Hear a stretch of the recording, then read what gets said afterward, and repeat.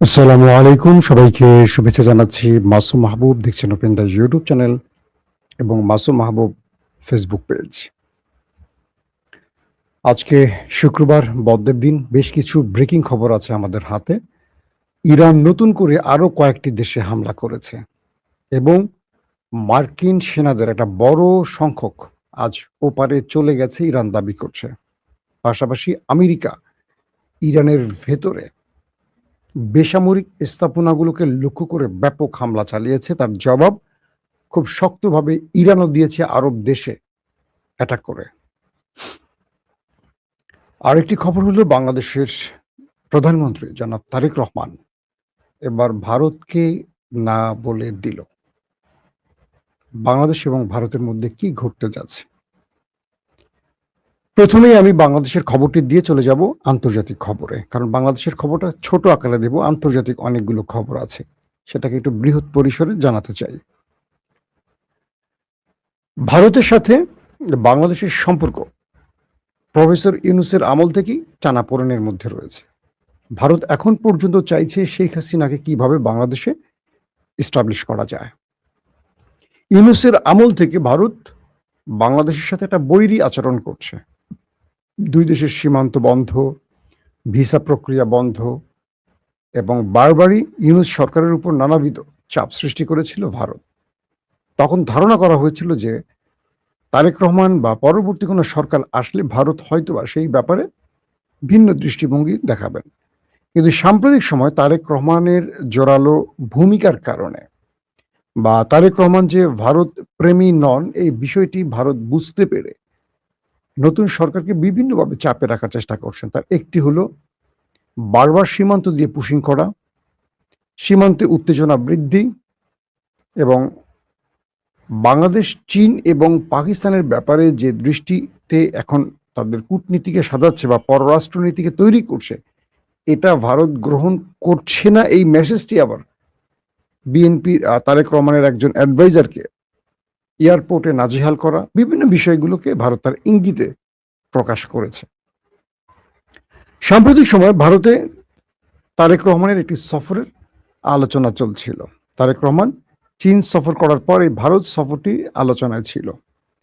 তার ঘনিষ্ঠ, আমাদের প্রধানমন্ত্রী ঘনিষ্ঠ বেশ কজন আমাকে জানিয়েছেন যে তারেক রহমান ভারত সফরে যাচ্ছেন না আপাতত, এটি বাতিল করা হয়েছে। তার প্রধান কারণ হলো ভারত বাংলাদেশের ব্যাপারে তার দৃষ্টিটাকে এখনো আগের জায়গায় রেখেছে, অর্থাৎ এখনো তারা হাসিনাকে বিশ্বস্ত বা তাদের নিজেদের লোক মনে করছে। বর্তমান সরকারকে তারা সাপোর্ট বা সহযোগিতা দেখাতে বা করতে চাইছে না, একটা অভিযোগ। ২ নম্বর বিষয়টি হলো আগামী বছর শেষ হচ্ছে গঙ্গা চুক্তি, বাংলাদেশের সাথে যে আমাদের গঙ্গা চুক্তিটি সেটি শেষ হচ্ছে। বাংলাদেশ ভারতকে বলছে এই চুক্তিটি শেষ হয়ে যাবার পরও পূর্বের মানে যে চুক্তিতে যে আমাদের শর্তগুলো ছিল বা যে নিয়ম বিষয়গুলো উল্লেখ ছিল সেটা বহাল থাকবে। কিন্তু ভারত এই ব্যাপারে বাংলাদেশকে কোনো বার্তা দেয়নি। আমাদের ন্যায্য পানির হিস্যা বুঝিয়ে দেওয়ার জন্য ভারতের যা করণীয় সেটা করছে না। অর্থাৎ গঙ্গা ইস্যুটিকেও ঝুলিয়ে রাখছে ভারত। তারপরের যে বিষয়টি সেটি হলো সীমান্তে বারবার পুশিং করে এই সরকারকে চাপ দিচ্ছে। অন্যদিকে শেখ হাসিনাকে রাজনীতির মাঠে নামাবার জন্য বিভিন্নভাবে চেষ্টা করছে এবং শেখ হাসিনা ভারত থেকে একের পর এক ষড়যন্ত্র করছে, সেটা সরাসরি ভারত সরকারের সহযোগিতা নিয়ে, যেটা বাংলাদেশ সরকার বারবারই ভারতকে বলছে যে হাসিনা একজন অপরাধী, সাজাপ্রাপ্ত অপরাধী, তাকে বাংলাদেশের কাছে তুলে দিতে। তারা তুলে তো দিচ্ছে না, বরং বাংলাদেশ সরকারকে বিভিন্নভাবে রাজনৈতিকভাবে চাপে ফেলতে ভারত বিভিন্ন অ্যাক্টিভিটিস দেখাচ্ছে। এই সকল বিষয়গুলোকে এক করে তারেক রহমান বলছেন তিনি ভারত সফরে যাবেন না, সরাসরি না বলে দিয়েছেন। এখন ভারত বাংলাদেশের ব্যাপারে কোন দৃষ্টি রাখে? কারণ এখন পর্যন্ত বিএনপি মনে করছে যে ভারত শেখ হাসিনাকে ছাড়া বিকল্প কাউকে দেখতে চায় না, শেখ হাসিনাকে আবার রাজনীতিতে অ্যাক্টিভ করতে চায়। কিন্তু এটা বাংলাদেশে আর সম্ভব নয়। শেখ হাসিনা ডেড কেস, তিনি আর বাংলাদেশের রাজনীতিতে ফিরবেন না। বাংলাদেশের আওয়ামী লীগ যতটাই লাফাক, বলে রাখলাম, এটা মনে রাখবেন, যদি না বিএনপি বড় কোনো ভুল না করে বসে। দ্বিতীয় যে বিষয়টি সেটি হলো তারেক রহমান সেপ্টেম্বরে জাতিসংঘের সাধারণ অধিবেশনে যাবেন। তার আগেই তিনি আরো দুটো দেশ সফর করতে পারেন। একটি হলো সৌদি আরব, অন্যটি হলো জাপান। এবং এই দুটো দেশ সফর নিয়ে আমাদের পররাষ্ট্র দপ্তর এখন মানে খুব জোরালোভাবে কাজ করছে, এবং তারেক রহমানের সফরটি সেপ্টেম্বরের আগেই যেন হয়। তার মানে আমরা ধরে নিতে পারি আগস্ট মাসের মধ্যেই, অর্থাৎ সেপ্টেম্বরে জাতিসংঘ সফরের আগেই তারেক রহমান জাপান এবং সৌদি আরব সফরে যেতে পারেন বা যাবেন, এই কথাটি আমাদের বর্তমান সরকার পররাষ্ট্র দপ্তরের দুই একজন মানে গুরুত্বপূর্ণ দুজনের কাছ থেকে আমি তথ্যটি পেয়েছি। দর্শক, চলুন আমরা চলে যাচ্ছি আপনাদের কাছে এবার একদম সরাসরি ইরান এবং আমেরিকা প্রসঙ্গে।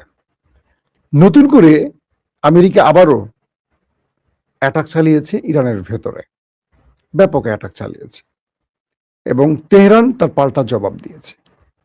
বলা হচ্ছে যে যুক্তরাষ্ট্র টানা ষষ্ঠ রাতের মতো ইরানের উপর বড় ধরনের হামলা চালিয়েছে, এতে ৮ জন শহীদ হয়েছে, ২০ জনের মতো আহত হয়েছে।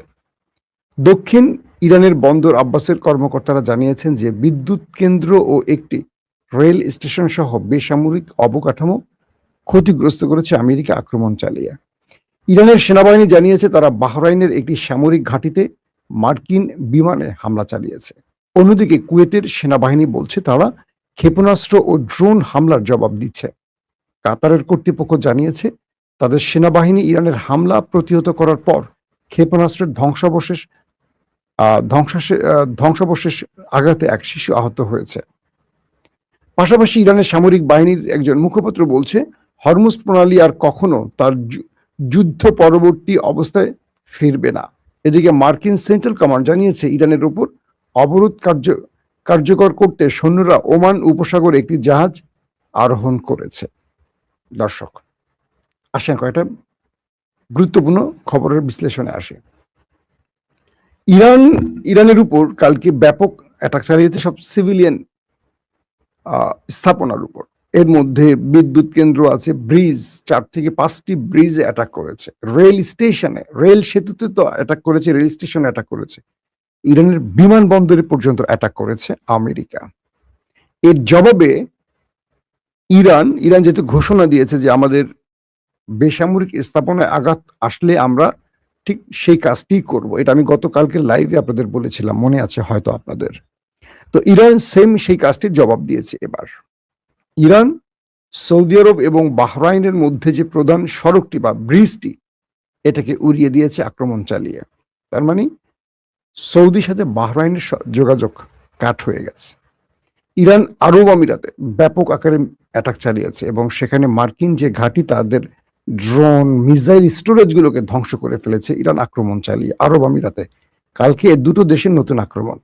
কিন্তু সবচেয়ে ইম্পর্টেন্ট যে খবর সেটি হলো ইরান কালকে আক্রমণ চালিয়েছে সিরিয়াতে, এবং সিরিয়াতে মার্কিন ঘাঁটিতে অ্যাটাক করে ইরান দাবি করছে তারা সেখানে প্রচুর সংখ্যক মার্কিন সেনাকে ওপারে পাঠিয়ে দিয়েছে।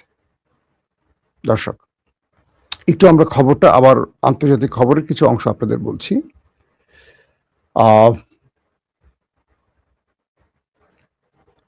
বার্তা সংস্থা এপির একটি রিপোর্টে বলছে যে ইরান বলছে যে তারা 60 দিনের আলোচনার পর্বের মাধ্যমে যুদ্ধ শেষ করার জন্য 22 জুন সুইজারল্যান্ডে দুই পক্ষের বৈঠকের পর থেকে মার্কিন হামলায় 38 জন নিহত এবং 400 জনের বেশি আহত হয়েছে। অর্থাৎ সুইজারল্যান্ডে যে শান্তি চুক্তিটি হয়েছে তারপর আমেরিকান আক্রমণে এ পর্যন্ত 38 জন ইরানি প্রাণ হারিয়েছে এবং 400 জনের অধিক আহত হয়েছে। এর মধ্যে অন্তত 8 জন রয়েছে যাদের ইরানের দাবি অনুযায়ী যুক্তরাষ্ট্রের যাদেরকে বলা হচ্ছে যে মানে বিভিন্ন সামরিক দপ্তরের কর্মকর্তা, এবং ইরানের দাবি অনুযায়ী যুক্তরাষ্ট্র রাতভর এই দেশটির মধ্যে যে হামলা চালাচ্ছে সেই হামলায় প্রাইভেট প্রতিষ্ঠানগুলোকে বেশি আক্রমণ করছে। অন্যদিকে মার্কিন সেন্ট্রাল কমান্ড জানিয়েছে শুক্রবার, তারা আজকে যে শুক্রবার, সে আজ শুক্রবার সর্বশেষ বড় দফা হামলা শেষ করেছে তারা। মার্কিন সামরিক বাহিনী ইরানের ঠিক কোন কোন স্থানে হামলা চালিয়েছে সেই ব্যাপারে আমেরিকা বিস্তারিত তেমন কিছু এখনো জানায়নি। তবে ইরানি গণমাধ্যম বলছে মার্কিন বাহিনী ইরান জুড়ে অন্তত 6টি সেতু, একটি রেল স্টেশন ও অন্যান্য স্থানে হামলা চালিয়েছে। চিন্তা করেন, আমেরিকা ইরানের গুরুত্বপূর্ণ 6টি সেতুকে আঘাত করেছে। এতে অন্তত 8 জন, আরো নতুন করে 8 জন নিহত হয়েছে এবং বেশ কজন আহত হয়েছে। এবং আক্রান্ত স্থানগুলো জানিয়েছে ইরান। বন্দর আব্বাস, খেমির এবং লারাকে সংযোগকারী ব্রিজটি উড়িয়ে দিয়েছে। বন্দর সেটাকে যে সংযোগ করেছে ব্রিজ, এটাকে উড়িয়ে দিয়েছে আমেরিকা। এবং লাতিদান গ্রামের কাছে একটি সেতু, সেটিকে উড়িয়ে দিয়েছে। কাহুরেস্তান লার রুটে দুটি সেতু, এই রাস্তাটা কিন্তু মানে ইরানের সামরিক বাহিনীর অস্ত্র আদান প্রদানের জন্য গুরুত্বপূর্ণ, এটাকে উড়িয়ে দিয়েছে। বন্দরে খামির, কেশর এবং বন্দর আব্বাসকে সংযোগকারী একটি আংশিকভাবে তৈরি ব্রিজকে আক্রান্ত করেছে আমেরিকা। এবং খেমির জেলার মারু গ্রামের একটি সেতু অ্যাটাক করেছে আমেরিকা। ইরানের জ্বালানি মন্ত্রণালয় জানিয়েছে সাম্প্রতিক হামলায় বন্দর আব্বাস ও পার্শ্ববর্তী গ্রামগুলোতে বিদ্যুৎ লাইনের ক্ষতিগ্রস্ত হয়েছে। দক্ষিণ ইরানে বিদ্যুৎ বিভ্রাটের খবর পাওয়া গেছে এবং কিছু নির্দিষ্ট এলাকায় বিদ্যুৎ সরবরাহ পুনরুদ্ধার শুরু করেছে, অর্থাৎ বন্ধ হয়ে গেছে, সেখানে আবার বিদ্যুতের কাজ শুরু হয়েছে। দর্শক, আমরা আরেকটি সংবাদ আপনাদের জানাচ্ছি। আমি একটু সিরিয়ার খবর আসার আগে আরেকটু কিছু খবর আপনাদের জানিয়ে দিচ্ছি। আইআরজিসি জানিয়েছে তারা অপারেশন নাসরের 29 ধাপে মার্কিন যুক্তরাষ্ট্রের বেশ কিছু গুরুত্বপূর্ণ জায়গা ধ্বংস করেছে। তারা বলছে যে দখলদার দেশটির আল হুসাইন এবং বিভিন্ন বন্দরগুলোকে টার্গেট করে সাংকেতিক, যাদের একটা নাম আছে হজরত আবদুল্লাহ আল হুসাইন আলাইহিস সালাম, তারা বলছে ইরানের গণমাধ্যম মেহের নিউজ, সাংকেতিক নামের এক ইরান শহরের বামপুরে নির্যাতিত শহীদ সৈন্যদের প্রতি উৎকৃষ্ট অপারেশন। এদের ভাষা বোঝা একটু কঠিন। আচ্ছা, আমি আপনাদেরকে এই মেহের নিউজের ভাষাটা ভালো করে বুঝতে পারছি না।